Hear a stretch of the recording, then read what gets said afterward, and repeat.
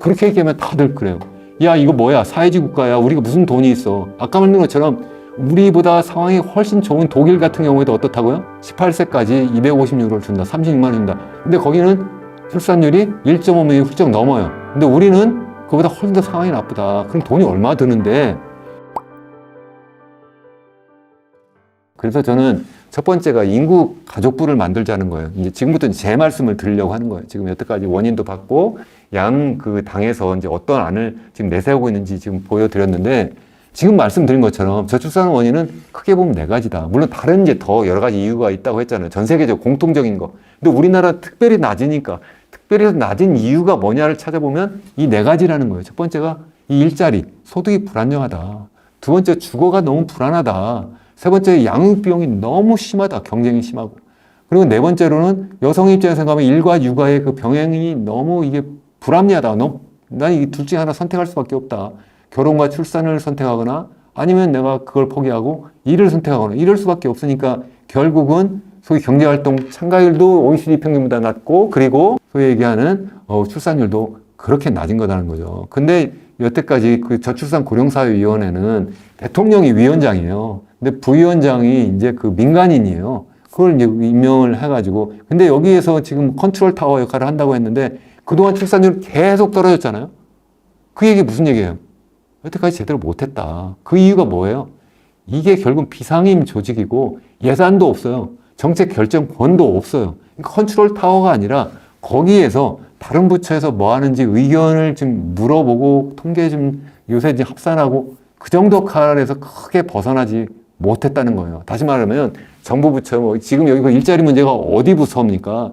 재정경제부 부서 문제고요. 주거 문제는 어디 부서 문제입니까? 건설교통부 문제잖아요. 양육비용은 어디 문제입니까? 교육부 문제잖아요. 일과 육아 문제는 어디예요? 이거는 이제 여성가족부 문제죠. 근데 이게 다 흩어져 있어요. 근데 이제 여성가족부 정도. 그동안 보통 이제 저출산 고령사회위원회는 마지막 일과 육아의 병행 부담? 요 정도에 더 많이 집중해서 그동안 해왔다고 생각을 하고요. 다른 문제는 거의 다루지 못하고 다른 부처에서 산발적으로 계속 꺼내는 거예요. 그것만 있는 게 아니라 이 또 지자체별로도 산발적으로 여러 가지 출산 정책을 막 내서요. 그러다 보니까 저도 만약에 결혼을 한다면, 아니면 우리 젊은이들이 다 그럴 거예요. 내가 결혼했을 때 과연 어느 정도, 그래서 출산했을 때 어느 정도의 과연 지원을 받는지 모를 거예요, 아마. 이 정말 깜깜이에요, 깜깜이. 이거 산발적으로 많아. 그래서 그렇게 하지 말고 보건복지부, 교육부, 재정경제부, 건설교통부, 여성가족부 등에 흩어져 있는 저출산 고령사회 문제, 이걸 다 모으고 하다못해 지자체에서 하는 그런 여러 가지 출산 장려 정책까지도 그런 기능 다 모아가지고 거기에서 인력, 예산, 정책 이런 걸 다 하자는 거예요. 이거 하려니까 이게 그냥 단순한 일개 부처가 아니라 그야말로 부총리급으로 해야 되겠다. 그래서 기왕이면 저는 이름을 예전부터 이거를 여성가족부를 없애지 말고, 없애니까 여성들은 그것 때문에 엄청난 반발이잖아요. 남성은 그동안 너무 그 여성 인권만 이렇게 해가지고 이 남성에 대해서 너무 불이익을 많이 준다. 이게 반발이 있어서 현 정부가 출범하면서 이거 없애겠다 했는데, 없애지 말고 인구부를, 여성가족부를 인구가족부로 바꾸는, 이렇게 승화시키면 어떻겠나. 그렇게 함으로 해서 여기 인구가족부가 아까 말한 일과 육아의 병행 부담이라든가 여러 가지 뭐 또 고령화 문제라든가 이런 것도 다 다뤄야 되잖아요. 그래서 그렇게 이름을 바꾸면 어떨까. 실제 제가 이런 얘기를 이미 제가 2017년에 우리나라의 그 소위 고령화 비율이 14% 될 때, 그때 그 우리나라의 출산율이 1.19명이었어요. 그정 지금 생각하면 굉장히 높을 때죠. 그때 이거 큰일 났다 우리는. 그래서 제가 부총리급의 인구부를 만들어가지고 경제, 사회, 문화, 교육 모든 면을 총망라하는 그러한 부서를 만들어야 된다. 그래서 그게 인구부다 그렇게 얘기를 했어요. 그 뒤에 근데 뭐 눈 하나 깜짝 안 하고 정치권에 그러다가 마침 이제 2022년 이제 처음 이제 현재 정부가 막 출범할 때 여성가족부 없앤다길래 없애지 말고 인구가족부로 바꾸자. 그때 이미 또 얘기를 했어요.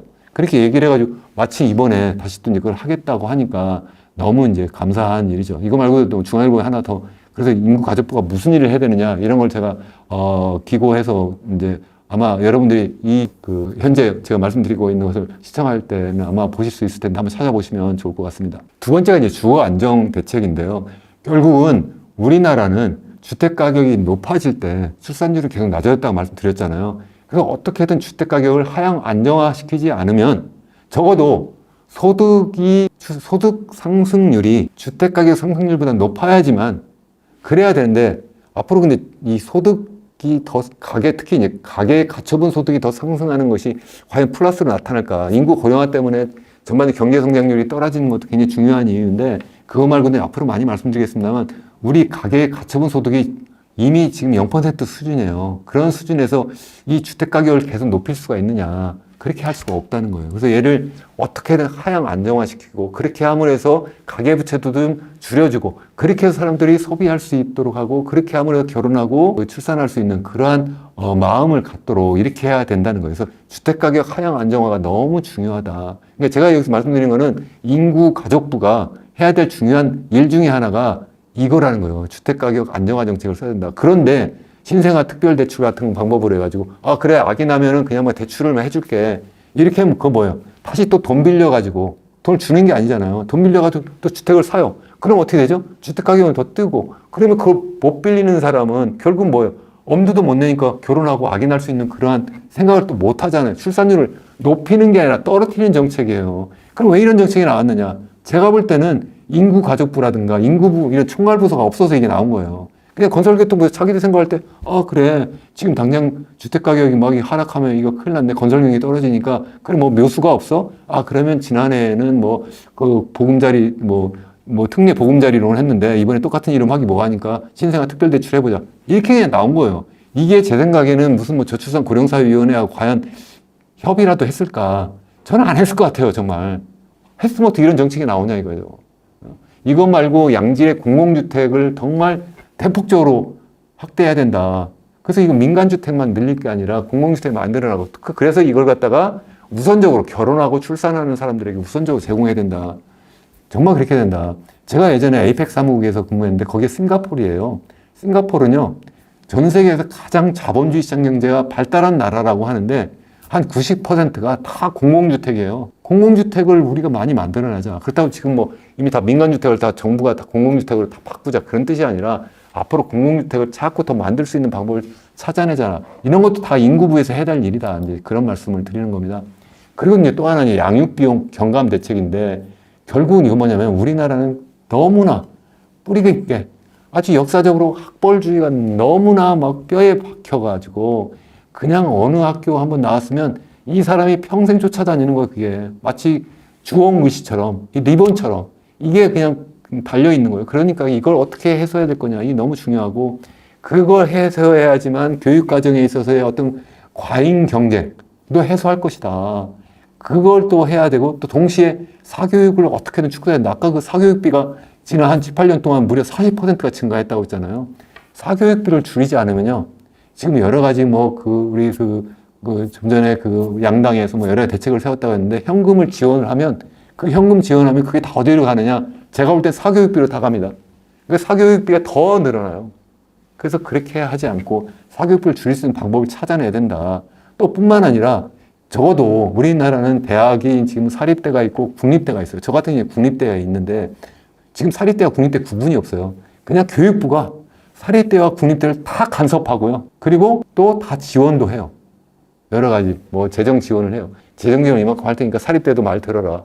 그러지 말고 사립대와 완전히 구분해서 국립대는 재정 지원도 하고 그 대신 이 교육이라는 거 여러 공적 기능이 많거든요. 그래서 어려운 사람들, 저소득 계층의 그런 자녀들에 대한 양질의 교육을 시키고 그리고 여러 기초 학문 분야를 육성하고 이런 걸 하기 위한 그러한 기능을 국립대가 하도록 하고 그 대신 등록금은 전액 면제를 시켜준다. 사립대는 그냥 정부가 지원하지도 않고 등록금도 그냥 자율적으로 정하게 하고 입학도 자율적으로 사정할 수 있도록 이렇게 양분화하면 적어도 내가 돈이 없어서 대학을 못 간다 이런 게 없잖아요. 그렇게 하면 좋겠다. 그리고 또 하나 중요한 게 이제 유소년 기본수당, 유소년 수당을 지급하자 이런 거를 제가 이미 이것도 2017년 부터인가 제가 계속 한 20년부터 한 것 같으네요. 이걸 계속 제가 주장을 해왔는데요. 여기 보시면 제가 처음 이게 아기 나면 다음 그림 먼저 볼까요? 여기 보시면 제가 아이 나면 나라가 월급 줘라. 2017년이네요. 그때 제가 그렇게 벌써 얘기했어요. 그러면 엄청나게 욕을 먹었어요. 야, 무슨 뭐 아기를 낳으면 너 왜 돈을 주냐? 어? 여성을 뭐 무슨 아기 낳는 도구냐? 그래서 제가 또 그래서 2021년에 다시 또 아예 20살까지 뭐 얼마씩 주자 뭐 이런 걸 제가 제안을 했었는데 그리고 또 엄청나게 욕을 먹었어요. 근데 요즘은 다 이거 하고 있어요, 지금. 다 하고 있는데 계속 뒤를 쫓아가고 있다. 이게 무슨 얘기냐면 올해 중앙정부, 우리 정부에서 하는 게 뭐냐면 현재 아이에게 주는 아기 나면 현재 얼마 정도 주냐면 한 7천만 원 정도 줘요. 현금으로 줘요, 현금으로. 임신, 출산, 의료비로 100만 원. 처음 태어나자마자 첫 만남 이용권이라서 200만 원. 둘째면 300만 원. 부모급여로 한 1,800만 원. 아동수당으로 뭐, 8세까지 매월 10만 원씩 해서 960만 원. 또 보육료 급식비로 2,540만 원. 초등급 교육비로 1,650만 원. 이걸 뭘 이렇게 나누냐는 거예요, 저는. 근데 또 지자체별로 또 뭐 별게 다 있어요, 이게.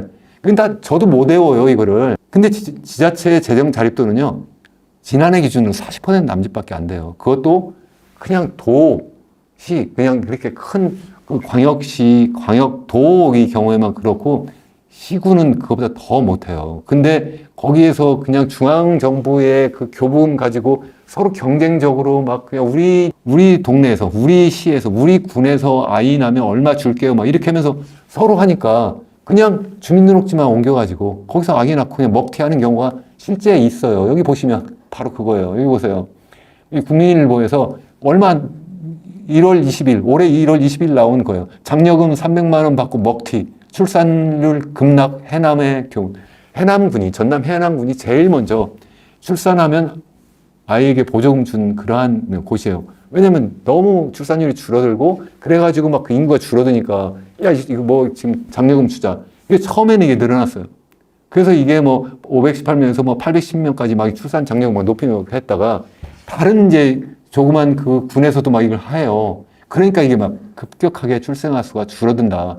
다른 데도 하니까 이거 굳이 뭐 거기서 날 필요가 있냐 없어졌잖아요. 이제는 그 정도가 아니라 인천이 얼마 준다고 하냐면 1억을 주겠다고 그래요. 1억을. 그것도 중앙정부가 주는 거 말고 플러스 1억을 또 주겠다.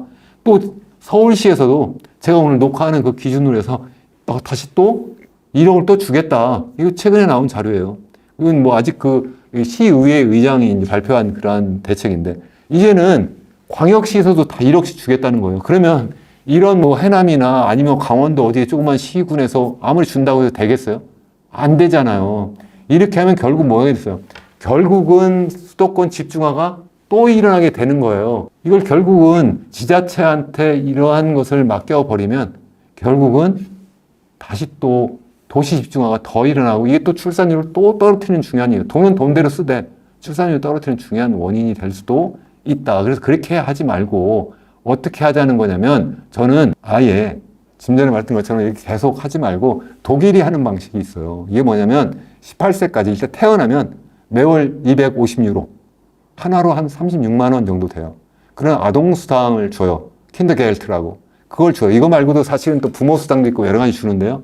이런 것을 주는데 그것을 우리나라는 좀 더 많이 주자. 왜냐면 독일은 출산율이요. 1.5명이 훌쩍 넘어요. 우리나라는 그 절반도 안 되잖아요.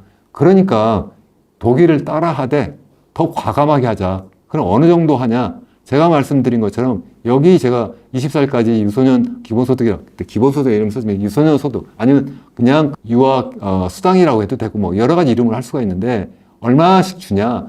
태어나면 매달 100만 원씩 1년에 1,200만 원 주자. 그러면 20년간 얼마 주냐? 2억 4천 정도 되거든요. 2억 4천만 원 주자. 그러면 아까 말한 것처럼 대학 졸업할 때까지의 대충 교육비가 양육 교육비가 나온 거예요. 근데 거기에 아까 국립대학의 그 등록금도 없애고 뭐 그런다고 했잖아요. 그러면은 또 여유가 더 있을 수도 있고요. 다만 이제 물가는 계속 오르니까 또 상황이 달라질 수도 있는데, 근데 이제 그걸 다 주지 말고 그 중에 한 수당의 절반은 그런 보육비, 교육비로 쓰고 나머지 절반은 이 하나 펀드를 만들어 가지고 유소년 펀드를 만들어서 이것을 계속 적립시켜서 나중에 사회 나갈 때 이 아이가 대학 졸업하고 그러면 그것을 가지고 지금은 학자금 대출해가지고 빚더미를 등에 지고 나가거든요. 그렇게 하지 말고 이걸 가지고 내가 자본가로서 사회를 나가게 만들자. 그렇게 얘기하면 다들 그래요. 야, 이거 뭐야? 사회주의 국가야. 우리가 무슨 돈이 있어? 아까 말한 것처럼 우리보다 상황이 훨씬 좋은 독일 같은 경우에도 어떻다고요? 18세까지 250유로를 준다. 36만 원 준다. 사실 대학교를 가거나 아니면 무슨 뭐 여러 가지 뭐 연수를 받거나 이러면요. 그거 졸업할 때까지 계속 줘요. 이거 말고도 부모 수당도 있다고 제가 말씀드렸어요. 근데 거기는 출산율이 1.5명이 훌쩍 넘어요. 근데 우리는 그보다 훨씬 더 상황이 나쁘다. 그럼 돈이 얼마 드는데 이게 별로 안 들어요. 얼마 드냐면 제가 이거 처음 할 때 언제냐면 30만 명 태어날 때요. 30만 명. 근데 지난해 지금 25만 명도 태어나지 못할 거라고 그랬잖아요. 그래도 좀 이거 해서 좀 늘려야 되니까 30만 명 기준으로 하면 1인당 1,200만 원을 주는 거잖아요. 1년에 예산이 얼마 드냐면 3조 6천억 원 정도 돼요. 3조 6천억 원. 그럼 많은가요? 지난해에 우리나라 저출산 예산으로 쓴 게 이거의 10배도 더 돼요. 한 40조, 50조 될 거예요. 예? 정확하게 지금 난 잘 모르겠어요. 이건 어디 모아서 제대로 발표를 못 하니까 거기에 여러 허수도 있다고 그러니까 적어도 40조, 50조는 되는데 그거의 10분의 1도 안 된다. 그러면 이게 이제 매년 누적이 될 거 아니에요. 10년이 되면 36조 정도 돼요. 몇 명 태어날 때? 30만 명이 태어나도 그래요. 20년 되면 이게 72조 정도 돼요. 그 사이에 이제 우리나라 경제 규모도 커지고 그러니까 이게 그렇게 큰 돈도 아니에요. 그러면 이거 어떻게 하는 건데? 그 대신 제가 말씀드렸잖아요. 아까 지금 이미 중앙정부에서 지자체에서 현금 지원 많이 한다고 그랬잖아요. 그거를 다 이걸로 하나로 바꾸자는 거예요. 이걸 하나로. 복잡하게 하지 말고 하나로 만들어가지고 그냥 아이가 태어나면 매달 100만 원씩 1년에 1,200만 원씩 그냥 20세까지 계속 주자는 거예요. 이거를. 뭐 18세까지 해도 돼요, 사실은. 그래서 이제 계산하기 좋게 20세라고 했는데 이걸 계속 주자는 거예요. 근데 이거 말고 이제 뭐 민주당이나 일각에서 뭐 헝가리 방식이다 해가지고 처음에 그냥 뭐 1억이든 뭐 2억을 주자. 나경원 전 저출산 고령사회위원회 부위원장은 뭐 2억을 일단 빌려주자고 그랬고 이번에 민주당은 1억을 빌려주자고 했어요. 그 대신 뭐 아기가 나면 뭐 이자를 감면해주고 뭐 그다음 또 나면은 뭐 그중에서 일부를 뭐 3분의 1이나 50% 탕감해주고 뭐 이렇게 하자고 했는데 저는 그거 반대예요, 사실은. 왜 반대냐면 목돈을 한번 딱 주잖아요. 그거 가지고 어디 쓰게 해서 제가 아까 말한 것처럼 그거 가지고 목돈 하면 이거 가지고 집 사는 데 쓰자. 집값을 올려버려요. 아니면 또 그거 가지고 어디 쓴다고요? 아까 말한 것처럼 사교육 하는 데 써요, 사교육. 네? 내가 둘째 낳고 셋째도 낳잖아요. 그러니까 이미 첫째 낳네 거기다가 사교육비를 또 더 높여요. 그렇게 하지 말고 매달 주잖아요, 매달. 매달 주면 이게 지속 가능하고 예측 가능하잖아요. 그러면 사람들이 결혼하고 아이 낳을 수 있는 그러한 마음이 들지 않겠냐는 거예요. 지금은 너무 적고 그리고 이게 우리 중앙정부 사는 게 8세까지인가 이거밖에 아니에요. 그러니까 그 다음에는 어떻게 할 건데 그 다음에는 내가 아기 낳고 그 다음에 책임을 못 진다는 거죠. 그래서 그렇게 하면 안 된다는 거고 그리고 마지막으로 네 번째가 뭐냐면 일과 육아의 일과 가사의 병행 그렇게 많이 얘기하는데 저는 직접적으로 얘기하고 싶어요. 일과 가사가 뭔데 가사가 육아예요. 육아. 일과 육아를 병행하는 부담을 완화시켜야 된다. 뭐냐면 아이는 엄마가 낳지만 아이는 여성이 낳지만 이거를 아빠와 엄마가 같이 키우고 더 나아가서 사회가 키운다는 생각을 해야 된다는 사회가. 왜 그래요? 결국은 이 아이가 이 사회에서 이제 성장해서 결국은 생산 연령 인구가 되면 이 아이가 사회를 지탱을 하기 때문에 이 사회가 이 아이를 키우는 거는 이것은 무슨 비용을 부담하는 게 아니라 투자예요, 투자. 투자를 하자는 거예요, 저는. 아까 뭐 유소년 기본소득부터 시작해가지고 여러 가지 방법이 있었잖아요. 이런 것들이 투자지, 이게 무슨 비용이냐는 거예요. 그게 아니라는 거고, 첫 번째가. 두 번째는 근무를 유연화해야 되겠다. 그 무슨 얘기, 요새 이제 여러 가지 얘기 하잖아요. 그래서 뭐 육아휴직을 의무화한다는 것도 있고 한데, 그거 말고도 일단 출산하게 되면 내가 일할 수 있는 시간을 조정을 한다든가, 내가 아니면 그 정도가 아니라 주 5일 근무하는데 한 3일은 집에서, 2일은 출근해서, 이렇게 할 수 있어요. 사실은 미국이나 캐나다나 이런 데는요, 한 40% 정도가 이미 다 그렇게 하고 있어요. 그걸 갖다 하이브리드라고, 하이브리드. 그러니까 이 두 개를 묶었어요. 우리나라는 그냥 죽자 사자 그냥 다시 또 코로나 이전 상황으로 간 거예요. 다 출근해라. 지금이 이미 디지털 사회, 우리나라가 어떻게 보면 전 세계에서 가장 디지털 사회로서의 진입이 가장 빠르고 가장 발전된 나라예요. 그걸 활용하는 그러한 어떤 근무 유연화, 하이브리드 방식의 그러한 일하는 것을 전격적으로 도입을 해야 된다. 그래서 일하는 시간도 조정할 수도 있고 일하는 요일도 자기가 한 2, 3일은 집에서, 2, 3일은 출근해서 이렇게 하면 훨씬 더 무슨 육아휴직을 의무화하고 이렇게 안 해도 내 집에서 내가 출산하고 아이 키우면서 일할 수 있지 않겠느냐는 거고요. 또 하나는 초등학교가 자꾸 줄어든다고 제가 말씀드렸잖아요. 줄어들고 아이들도 줄어들어요. 여기 오른쪽에 있는 그 그림인데요. 전체 학교 수 대비 60명 이하 전교생이 이하인 그러한 학교 수가 무려 지금 23%나 돼요. 자꾸 줄어들고 있어요. 없어지는 학교도 많아요. 그래서 저는 뭐냐면 이렇게 줄어드는데 학생들이 그러면 그 많이 남잖아요, 공간이. 거기를 어린이집을 병설로 하자, 의무적으로. 병설로 하자. 그러면 초등학교 선생님들 굉장히 싫어하세요. 저도 얼마 전까지, 지난해 중반까지도 제가 어느 초등학교, 제가 거기 우리 학부모위원회 위원장도 있고요. 그거 말고도 그 전체 운영위원회라는 게 있거든요. 학교 운영에. 운영위원장을 해서 제가 잘 알아요. 그러면 이게 이제 학생들이 자꾸 줄어드는데 공간도 많고 선생님들도 많아요. 그러면 그 아이들, 근데 우리 소위 얘기하는 유아들, 그리고 유치원 다니는 그런 아이들은 거의 정부가 방임하고 있는 상태예요. 어린이집 들어가기도 힘들 뿐만 아니라 자꾸 더 없어지고 있어요. 또 그것도 엄청 비용도 비싸요. 그렇게 하지 말고 초등학교에 어린이집을 병설로 만들어가지고 이걸 무료로 그냥 제공하자는 거예요. 마치 초등학교는 무료 교육을 하고 있잖아요. 초등교육 무료로 하면서 왜 유아교육은 무료로 안 하냐는 거예요, 저는. 그걸 무료로 하자. 그거 플러스해서 어린 아기들은 아직 거기도 못 가면 이래저래 집에서 데리고 있거나 아니면 데리고 출근을 해야 된다. 그 직장에 그런 보육시설을 만들어주고, 근데 직장이 크지 않아요. 그럼 그런 데들이 모여있는 시장도 될 수도 있고요.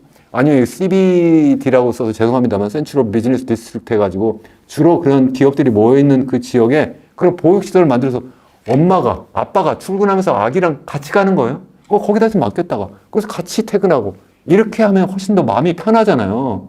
그런 걸 하자는 겁니다. 그래서 저는 우리나라의 출산을 높이는 거는 여러 가지 얘기를 많이 하고 우리나라를 행복하게 만들면 된다. 저도 압니다. 우리나라가 지향할 바는 우리나라가 정말 국민이 행복하면 된다. 알아요.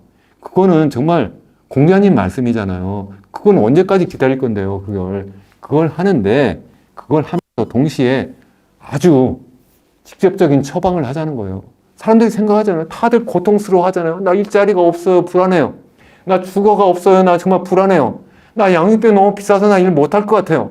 내가 정말 일을 선택하든지 아니면 내 육아를 선택하든지 그렇게 선택을 해야 되는 상황이에요. 이거를 해결해 주자는 거예요, 이거를. 그렇게 하려니까 저는 이거를 그냥 중앙정부 각 부처에서 각자 도생으로 하지 말고, 그리고 지자체에서 정부의 중앙정부 교부금 받아가지고 이렇게 또 막 서로 경쟁적으로 제로섬 게임 하지 말고, 중앙정부 인구 가족부를 만들어서 거기서 종합적이고 과감하게, 그래서 도망가는 호랑이가 우리 출산율 감소하는 거라면 그 뒤쫓아가면서 호랑이 꼬리 계속 잡으면서 놓치지 말고 그냥 과감하고 종합적인 대책을 만들어가지고 그 호랑이, 저출산이라고 하는 호랑이의 앞길을 지키자 이거야. 얘가 도망가는 길에 앞에서 강력한 망을 만들어서 걔를 잡자는 겁니다. 제가 흥분을 했습니다. 정말 흥분을 했는데 정말 저출산 고령사회 이런 문제가 나오면 정말 흥분하지 않을 수가 없어요. 정말 제가 명색이 경제학자라고 하면서 이 대부분 다 경제 문제잖아요.